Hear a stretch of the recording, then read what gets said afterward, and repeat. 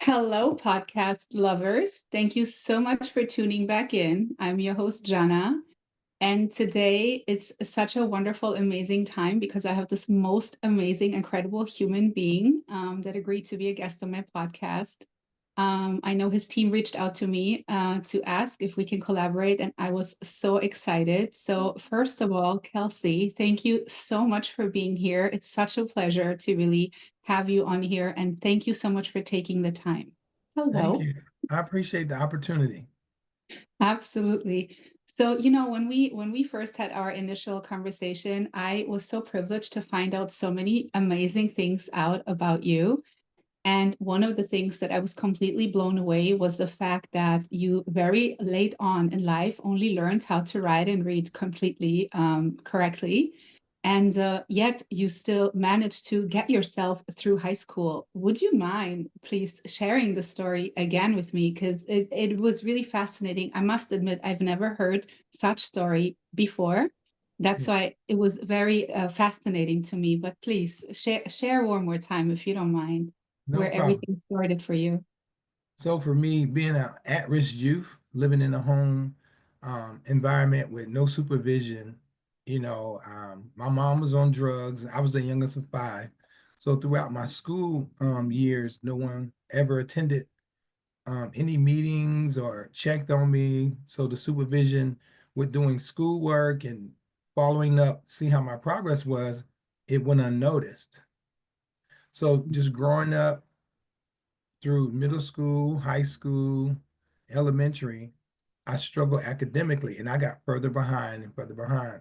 But I was a great kid. Yes, ma'am. No, ma'am. I wasn't a troublemaker. Actually, me and my brothers and sisters, we went to school to eat because you got two meals.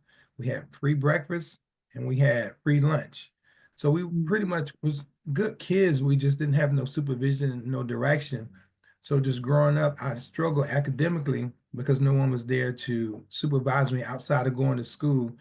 And in the school system, I was in programs that would help me with my academics, but it just didn't get me over the hump to the next level. So I got further and further behind. I progressed because they passed me along, but academically, reading, writing, and spelling.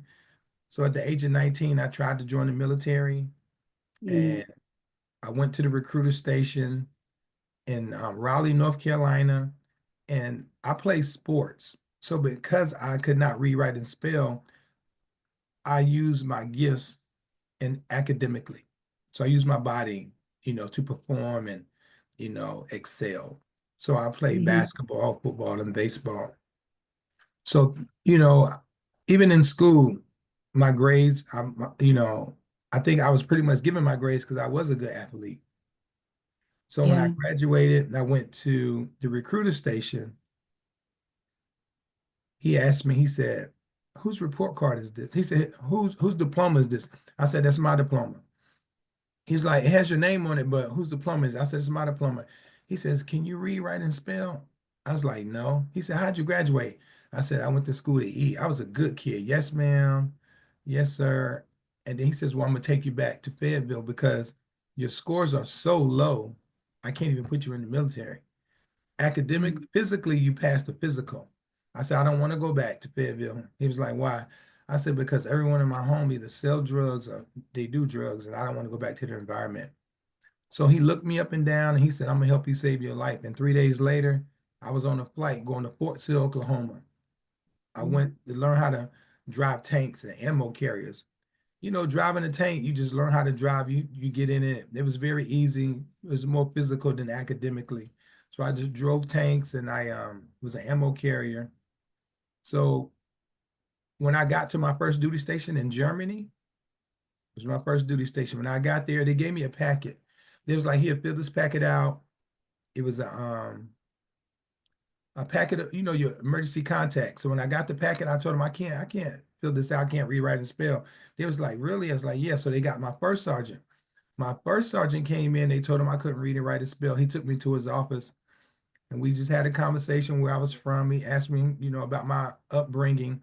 And I told him about my parents, my mom being on drugs, and my Mm. dad wasn't active in my life. And then he said, I'm gonna make you my driver. But in the military, you got to be at least 2 years in the military or E4. I was probably in not even 6 months. So the first sergeant made me his driver, and he taught me how to read. His name was First Sergeant Jacone. So I reported to his office every day. Whenever he went, I went to the motor pool, anywhere he had to go, I drove him around.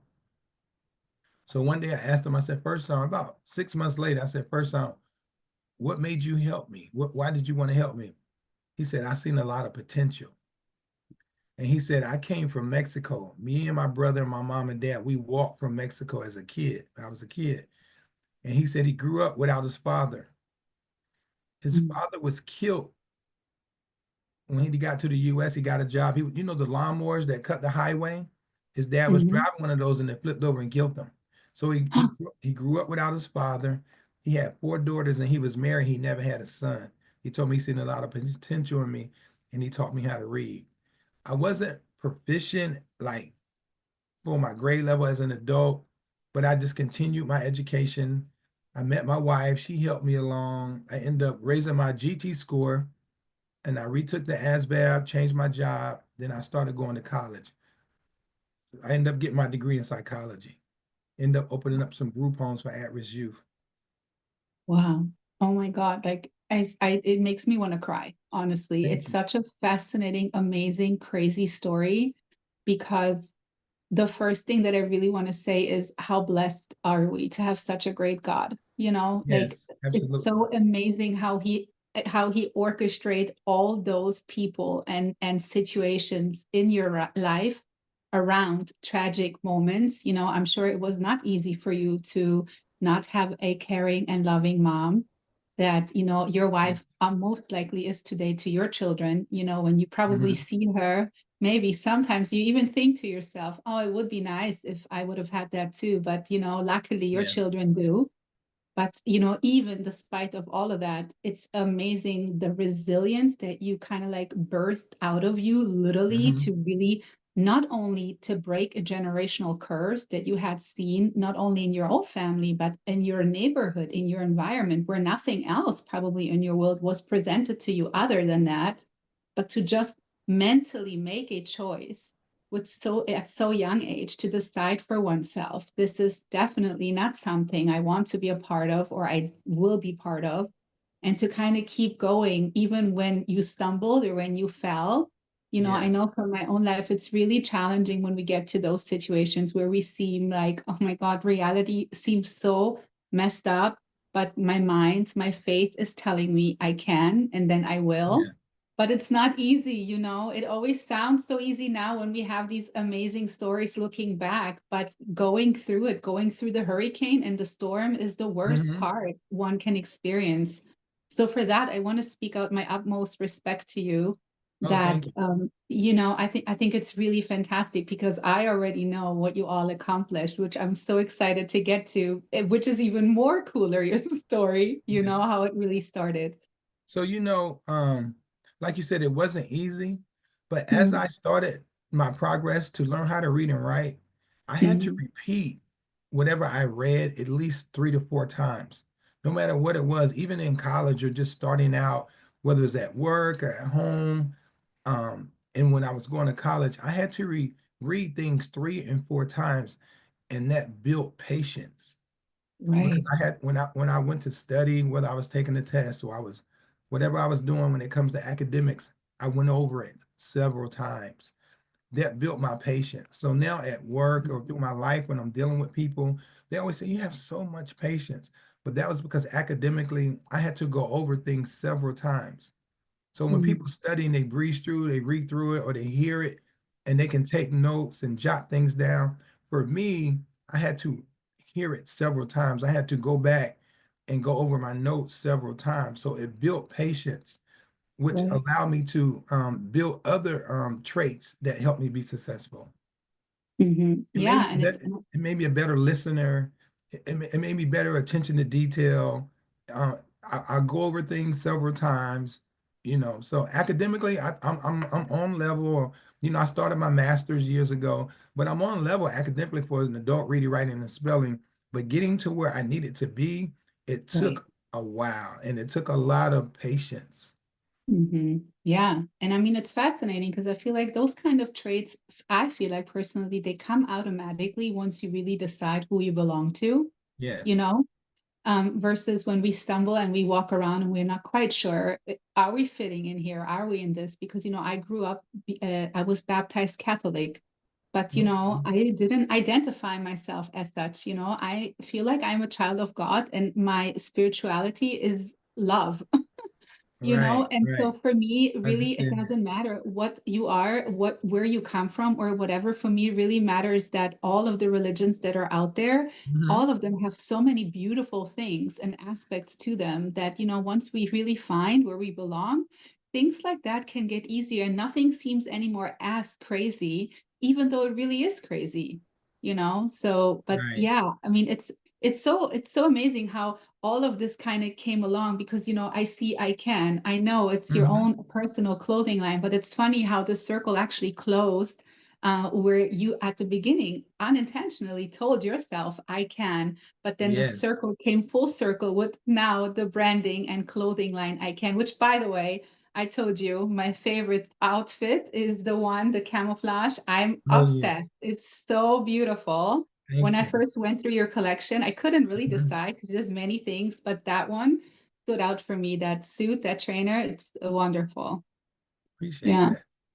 Yeah, but also I would love to kind of like take a segue into many things from going, starting with basically a struggle and not really knowing where life will take you and how will it all kind of like fall into place. Yet you just really started to go. And then I'm so curious if you would like to share again, how did so many things that you are, because I feel like you're a true ambassador of your own community. Is that fair to say? You're almost like, Absolutely. yeah, you're so behind your own community because you do so many wonderful things, not only for people right next to you, but for Hmm. many others that are, probably, maybe, hopefully not in the same situation or have other family situations where they need people or role models like you. And so I'm just so curious. There's many aspects of you. There's so many facades of you. I would love for you So, to share a little bit. so when I started the I Can brand, it stands for I Can Achieve Now. I was in the Mhm. military. I was in my supply room, me and my soldiers. We was watching the Columbine school shooting. So while I was watching the school shooting on the news, we had a TV in the supply room. We was blown away that someone would shoot up a school. After the school shooting, the news, I turned to another channel. A gentleman named Billy Graham was preaching. He Mhm. was preaching Philippians 4 and 13. I can do all things through Christ. And he had on the board, I can achieve now. And I was like, now imagine if kids knew I can like Nike. So, God put it on my heart to do some t-shirts. I tried to sell them. Me and my soldiers, we did 100 t-shirts. Within 30 days, we didn't sell any. So we gave them away. About 2 months later, everyone on the base and in the community was asking me for the t-shirts. So once I said, wow, I rebirthed it. I started printing shirts and selling them. And that led to ICANN and Associates. I had a group homes. I had 3 group homes for at-risk youth.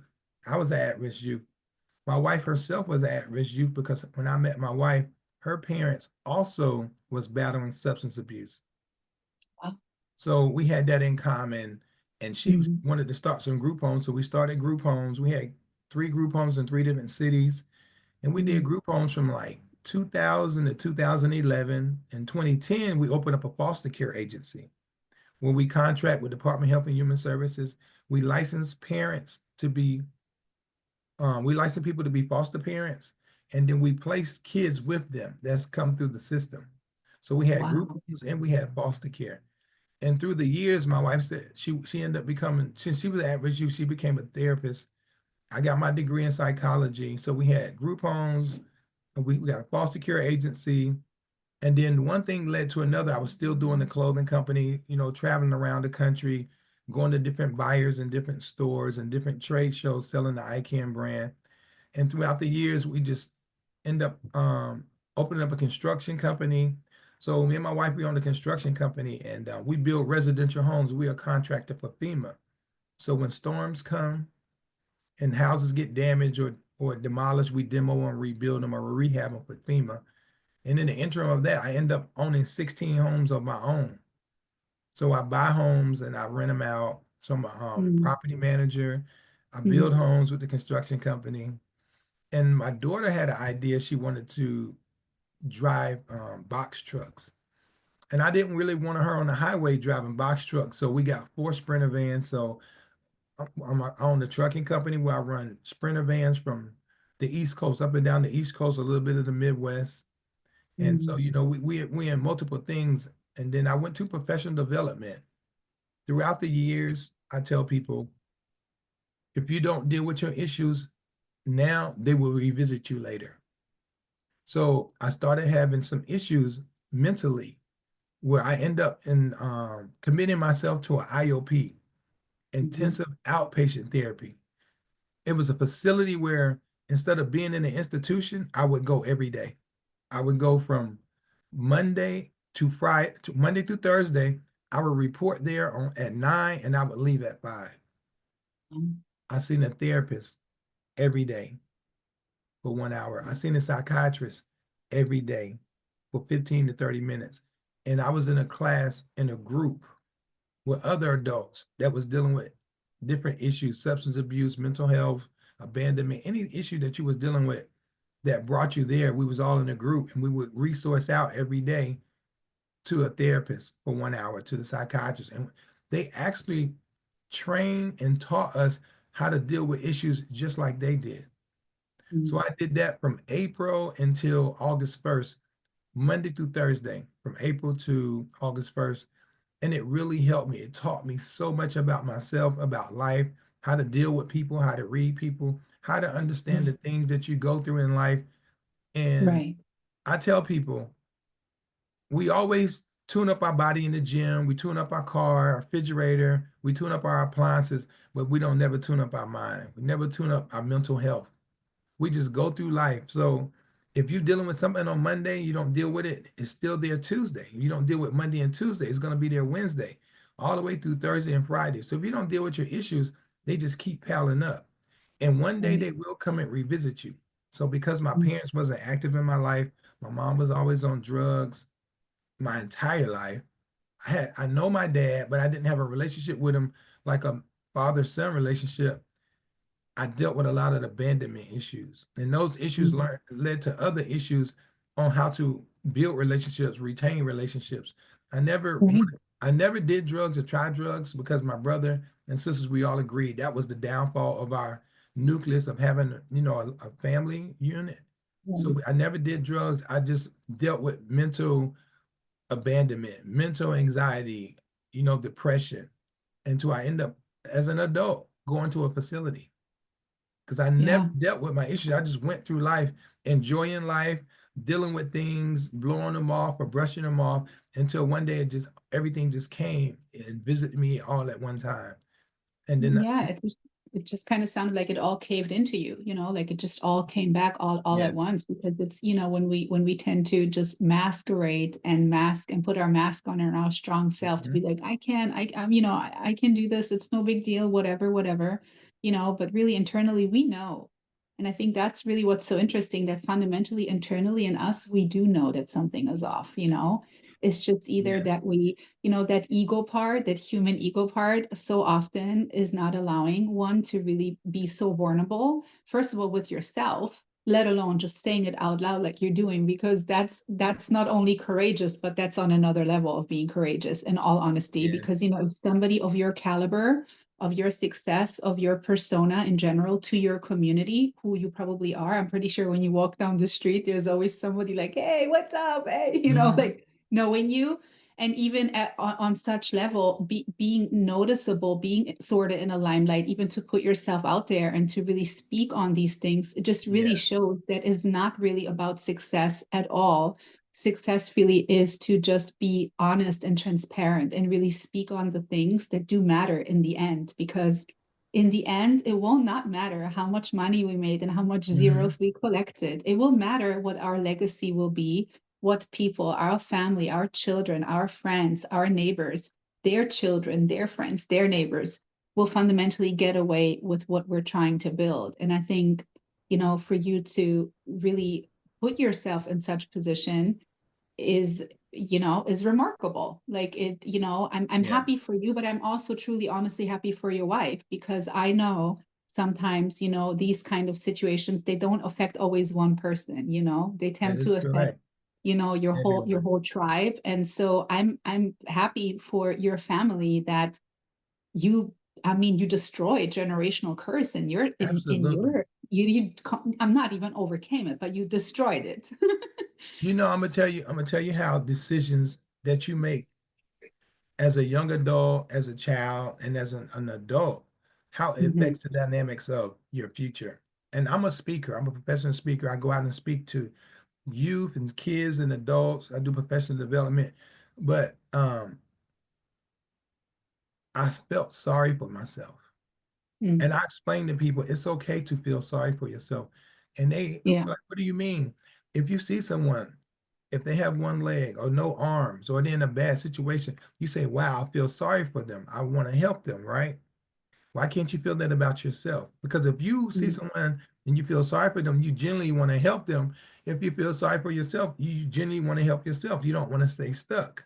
So when Right. I felt sorry for myself, I said, you know what? I'm going to help myself. I'm going to do something about my situation. I'm not going to stay stuck. So once I identified how I felt about feeling sorry for myself, I wanted to do something about it. I just didn't stay stuck. And that's the Hmm. thing people got to understand is it's okay not to be okay. And if there's a situation that you think you can't handle, it's okay to get help. Yeah. And I tell people, don't wait till the red light come on. Like in your car, it says get an oil change every 5,000 miles. It tells you to service your car at a certain amount of miles. It's just like that with life. You have to Yeah. tune up your life. You have to service your life. So for me, that's what I started doing. I started servicing my life and servicing my mental health, and not just physically, like women get their nails done, their hair done. We always get the outer appearance done, buy some clothes to cover our wounds. And the wounds are inside. And I Yeah. tell people, like a tree, the most strongest part of the tree is in the ground. It's the roots, and you can't see Mm. them. And that's the most Mm. strongest part of a tree. And I can't, and people can't see my roots. They just see me in Mhm. nice clothes, nice cars. Hey, I am a Mm. multi-millionaire, owning 16 houses, construction company. And people see that, but they don't see my wounds. They don't see my roots. Of So, course, so exactly. once I decided, I'm gonna help myself, everything turned around for me. Money didn't Mhm. matter, cars didn't matter. You know what? Even my relationships with my kids didn't matter because the relationship I had it wasn't a healthy one based on my mental health. And now my Right. children say, you are so different. They are so proud of me. They're so happy I got help with my mental health. And they Mhm. just like, it just built a different bond. It wasn't just, that's my dad. It was like, that's my hero. I'm Right. gonna be like that. They Right. so now they're more open. The communication is so much better. So, I encourage people when you're dealing with things, it's okay to go get help. But I think my opinion is we was taught to just keep going, just drive on, be proficient, even with the injuries. But the Right. injuries is not just physical, they can also be mental. No, and most likely they are mental first before they Correct. even become physical, because to me in my world, I really see it always like this, before I was able to create my first thought in my mind, my heart was already beating, you know. Hmm. And so if my inner is not okay within myself, there's no accomplishment that will be overcome easily because everything starts within your own self, and when Correct. you said, it's okay to be not okay. I so agree with that. But sometimes it's really shameful. It's really embarrassing to say I'm not okay when people know you as really being strong, knowing you as the problem solver, knowing you as the doer, as the I can person, then Correct. to come back and really be like, you know what, actually I do need so much help because you Uh-huh. don't want that look on their face. What? You? Are you sick? And so I understand, when sometimes we hold back, but at the end of the day, we all are responsible for our own life and our own luck in a sense. And so if we don't stay true to ourselves, then we will only attract situations that are also untrue. We will only attract people and energies that are also not true because we're masking and we're pretending. So it's better to really face the truth, you know? Like in Germany, we have one saying, and we say, it's only one time you need to overcome your fear to jump from a really high board into the pool. You know, we have these really, really, Mm-hmm. really high boards and you climb Oh, up I on a know. ladder and they're scary. You know, the first time it's really scary. And, you know, they say just jump one time and then that's it. You never ever will have the same fear going up again. You might feel like a little, oh, but it won't be the same fear anymore, you know? So I think it's always a good thing to be like, I'm scared, but I will do it anyway, you know? Because me, for instance, moving to this country was not easy at all. You know, I Mhm. didn't know one soul moving to this country. I just came. Wow, And that's so the there's courage. many obstacles, you know, I had to overcome. And I'm female, you know, I didn't have strong man Mhm. next to me or my dad or, you know, my family members where I can just crawl up to my mom and cry, you know. So at times it was really challenging for me to make correct decisions and find myself in really tricky situations where I didn't know exactly what will happen, but it didn't stop me, you know. And I feel like when we really lean on our faith more than on our fear, Mhm. it's like the most incredible things that we then only see where he can really take us, you know, because fear is real for people, you know, and it holds up the blessings, in my For opinion. sure. Like it's all it does, it just really keeps your blessings away from you because God is also like, okay, you do believe in me, then show me, then come show me, you know. You know, the more I share my struggle, my past, Mm, especially with youth, the more I tell people, kids, when I go out and speak. So once right, I speak for about a good hour and a half to 2 hours, and I let the kids ask me open questions, and then they come up individually and ask me questions, and they will reveal to me, hey, I'm struggling too academically. I can't read and write as well too, or just even other issues. right, So it motivates me to get my story out even more because it right. allows other people to identify it's okay if I go get help. But if everyone around you makes you feel like you can't go get help, then you would just keep waiting and keep waiting. You know, all my friends, no one ever really knew that academically I couldn't read and write. Even my best friends, my guy friends, growing up in high Mm, school, middle school, they never knew I couldn't read and write and spell. Even to this day, when I go out and speak, when I started exposing my disadvantages, they was shocked, like I never knew that. And we hung out every day, football, basketball, mm, baseball, spending the night at each other's house. They never knew that I had that mm, disability. They never mhm, knew I was at a disadvantage. So the more I mm. go out and I speak and I share my story, Right. it helps. It empowers other people to go get help or come forth with their disadvantages as well. Absolutely, absolutely. And I think that's exactly what the courageous part is about. And I think this is exactly why the universe and God will bless people like that more because it's like, okay, there's no more stronghold on you. Mm, There's no more negativity that is holding it back. You're actually saying it. Yes, I said it. Yes, that's me. Yeah, I did that. Yeah, that's true. mhm. So what stronghold can come there? Because you know how they say anything that is exposed to the light, you know, has no, you know, everything will like like excel Yeah, and exceed because it's correct. all in the open. And you know, for me, this was one of the reasons why I felt so compelled starting this podcast, because this is exactly what this podcast is about. Exactly what this is about.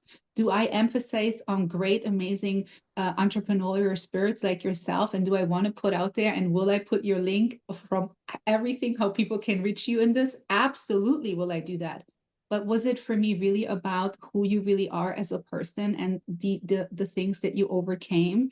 This was why I created this podcast, because we need to hear stories like that. We We do. need this encouragement. We need humans like you with a strong, good men, you know, to say, yeah, I had a problem in this, because it will help other strong male to put aside the ego and just really be authentic and raw and just own your stuff. Just own your stuff. It's okay. Like you were created the way you were created, and you're perfect and beautiful the way you are. So just own it, you know, You know, versus being somebody else. when they did a story on me, because I'm a veteran, and Mm, how I was an entrepreneur, went from being able to read and write. They was like, really, they believed my story, the writer mm, did, and the people at the paper. But when I presented my transcripts from high school, I didn't even have enough credits to even get my diploma. You needed a certain amount of credits. When I was in high school, I think you needed 15 credits. From ninth wow. grade to from ninth grade to 12th grade, when you look at my transcript, I think I graduated with probably like 8 credits. And 4 of those was PE and health. Because you gotta take PE Mhm. and health. So I didn't even have enough credits to even get my diploma.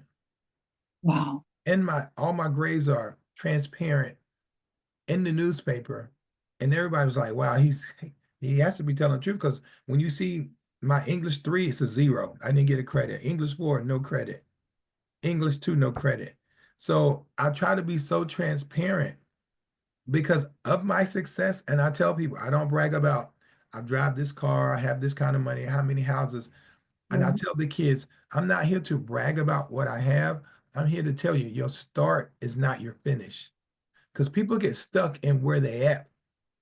They don't see themselves, down the path. They don't have no goals. So I try to Mm, express to them, my start was not my finish. Who would have thought at 19 years old on the first right. grade reading level, I will be where I'm at today. But I had the power of I can, I had a desire. I Mhm. felt sorry for myself to do something about it. And I feel also it's also like a little bit of, just visualizing and manifesting things that you just truly wish for your own life and just knowing that God will make it happen for you. Maybe it Correct. won't be exactly how you put it out there to him, you know. Yes. But if it's meant for you, I always say, if anything is meant for you, it will never ever pass you by, so That is it correct. doesn't matter you wish for this or you wish for that, but just focus on really not taking your reality, your immediate reality, like the way you live, the way your Hmm. structure is, or the way your income is, or the way whatever. Don't take that as your actual truth, but just take it for what it is right now and try to make the best of it, but stay humble and gratitude, like how you say, grateful Grateful. about it, you know Yes. because sometimes for me, really, my true spiritual journey really started for me when I every day was just so seriously grateful to sit at the kitchen table and look outside my window, and I saw a beautiful palm tree and I was able to drink a nice cup of coffee. Honestly, it made me Mm. so happy internally. Yes. That was my first stepping stone, and then I started to build on that. Oh my God, it's beautiful weather. Oh my God, there's a cute little bird. Oh my God, like I feel so good today. I went for my run. Like, little normal things, like when we take a shower, when we go to a comfortable bed, when we just open our fridge and we have food. Like, this Hmm. isn't normal. This is not normal in this world, unfortunately, for every human. And so when Yes. we happen to be in such situation, I feel like the more we focus on just simple things like that, the more God will show up, and the more he's like, okay, I see you, you just Hmm. didn't, that's you're happy with what you had. Yeah, you have your dreams and your goals, and that's wonderful. But it's just, some people in the village, where my parents were from, they didn't have anything. And trust me when I tell you, those people were the most happiest people that I've ever met in my life. And they had so little, but yet they were happy, peeling the Yeah. beans and the corn and preparing the thing and making bread and all of that, on their porch. And they were just happy people, you know? Simplest things, yeah. I went Yeah. I went to the DR, Dominican Republic, and I went Mm, out from the resort and I mm, was just in the community and I went to a farm and the mountains were so beautiful. They had every animal amongst each other, like mingling, the horses, the dogs, the cats, the chickens, and I'm like, wow. In the US, they all separated in different parts of the farm, right? But they was all mhm. together, not fighting the animals. And I'm looking now, I said, wow, this is so peaceful. It's stuff like I could never go back to the US. It's so peaceful.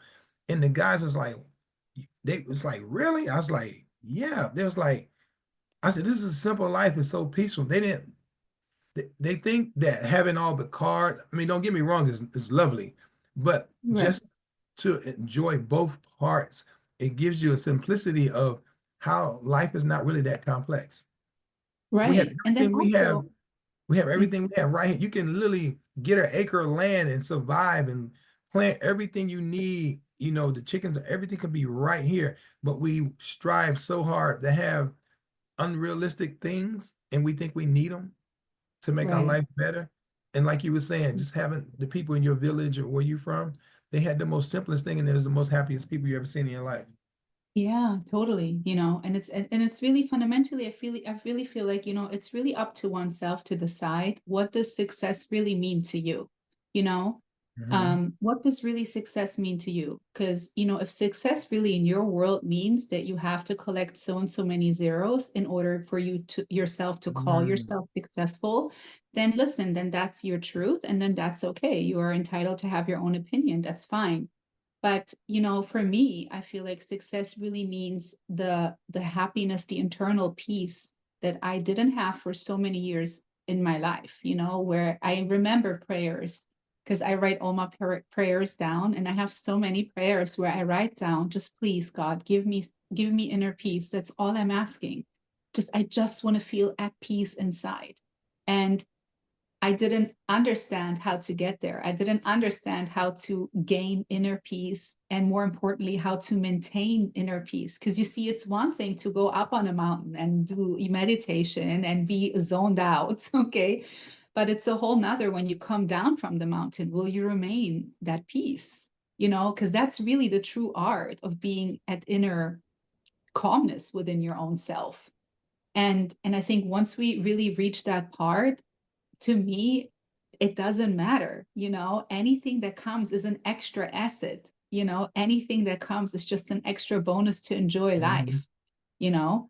But yeah, it really depends how everybody defines things that they need, that they want, what is important, what is not important. And I think you have to really go through some trauma almost in a sense to really appreciate the good with the bad.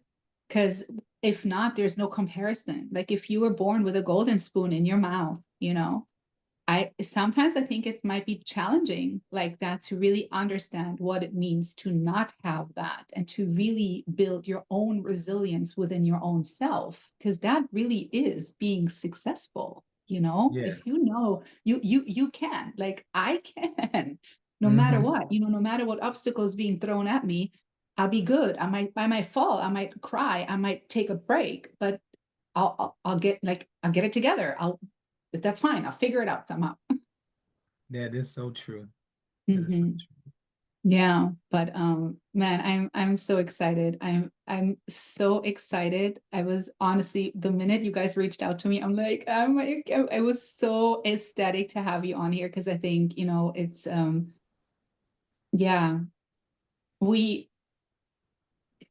being really honest is really tough sometimes, just really speaking truth because we don't want to hurt anybody. We don't want to upset anybody. We don't want to upset ourselves. We don't want to feel self-pity. Like you said, you felt sorry for yourself, true. which I Hmm. completely agree with you that that is something that we should, and it's totally okay because you went through a lot. You had to really Yeah. accomplish a whole lot, and it's completely fair to be like, you know what? I that sucked for me. That wasn't fun for me to experience at all. You know, I tell my kids, and you know, I, I try to be the first partaker with my kids to teach them like I'm teaching everyone else. And I try Mm-hmm. to tell them about the honesty of life. Mm-hmm. I'd rather be honest with my kids Mm-hmm. than lie to them or not tell them the truth about my history or my past. Because Right. not only do and they might be hurt from me telling them the truth, because sometimes you tell people the truth, they're hurt. But not only if I lie to them, they got to deal with me with what I'm telling them about, and then they find out the truth. So then they got to deal with me being a liar. So I have learned through my mental health, being honest, not only with myself, being honest with people, it gives you such a freedom. Yeah. Being honest gives you such a freedom. The realistic thing about being honest, you don't have nothing to hide. You can't be exposed. So you can Right. live a free, conscious mind. Even though I might tell you the truth and it hurts you, it's better than me lying and hurting you and being a liar. Right. So for myself, I knew when I started being honest with myself, being honest with my mental health, and honest about my realistic abilities, I felt like, wow, there was nothing else for me to fake about reading, nothing to being fake about my ability to gain or have access to things.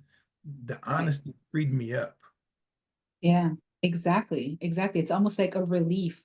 It's almost like such a big relief Right. to be like, ah, okay. But people always, Hmm. it's you versus you. And I teach this. Right. It's you versus you. It's not you versus Facebook. It's not you Right. versus Instagram. It's not you versus your neighbor or this person. Right. Now, when I came to this meeting, someone set it up. Someone reached out to you. I have a team. So when people say, wow, my product or my vision is better than his, I only got 100 likes. He got 10,000. He has a team. So you're competing against other people when you should compete against yourself. It's you versus you. Be honest with yourself, and you'll be able to have clarity and think, and you will understand that you can't compete against other people. You don't know what they've been. Like people say, wow, how'd you Right. get all that? What'd you do? Well, at 19, I couldn't read and write and spell. So my desire to have better challenged me. Yeah. Instead of just, going along and not being having no issues or no challenges, everything propelled one thing to another.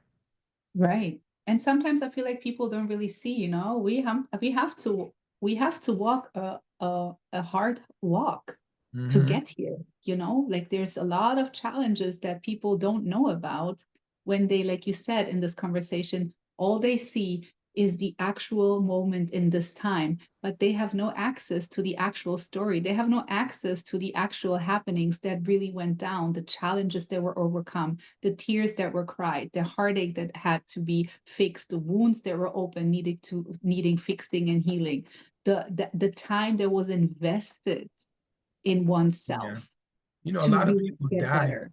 A lot of people die with great ideas and great vision. A lot of things would have been came to fruition, but they don't have that I can mentality. Yeah. So people die with great vision. They die with great passion.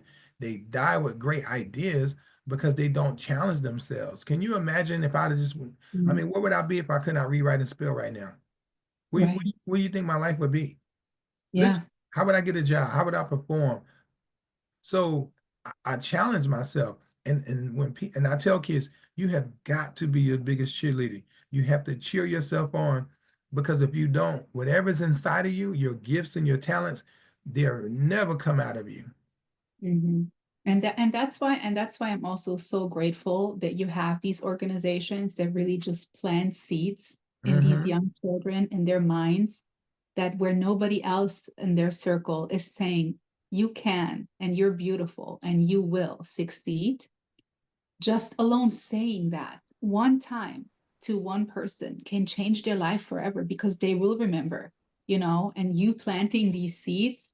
I believe strongly that some of these kids today, when they grown, they will come back and say, Mr. Kelsey, he said this and this to me. When I heard him talk, he said this and it stuck with me, you know? And so for Hmm. that, I'm so grateful that you're being a person, a motivator, an encourager, like, a role of so many kinds: a dad, a therapist, a brother, a cousin, a friend. Like you're so many things to so many humans that, of course you deserve your own success, and God he will never, not, how you say, put crown on you for doing Yeah. all this amazing work to the community, and those things come naturally too, if we just have the mindset of, if I can help, let me. If Hmm. I can share my wisdom, if I can share something that helped me, why does it matter if I'm, for instance, have 100,000 followers on my Instagram, but I know you're just starting? Let me give a shout out to you. What does it cost me? Nothing. It will come, but it's the simple willingness of just wanting to extend anything that is maybe possible. Do you know what I mean? And so sometimes Absolutely. people are so afraid of, like, oh, if I give away my secret, what will this mean? Will they copy me? Will they steal my idea? you know, and I always say, listen, there's only one me in this world. There's only one Mhm. you in this world. Even if they take your stuff, even if they copy what you have, they will never deliver the same way you do, ever. You Correct. know? Correct. But yeah, this was such a great conversation, Thank Kelsey. you. Thank I'm you. so grateful. Thank you again so much for being my guest, for sharing your incredible story. And Yes. you know, I wish you nothing but health and happiness and inner peace and so much more success for you and your family. So thank you so much for coming today. Yes, ma'am. Thank you for the opportunity. And I hope that I said something that will help someone out there, propel them to their greatness if I can. Yeah, not only one thing have you said. Believe that. Yes, ma'am. Well, there you have it, podcast lovers. Like always, if there's anything you have on your heart, if there's maybe a story you would like to share, you know, my mic is always open for you. But until then, stay rooted, stay grounded, and always stay connected to love, the strongest force in the universe.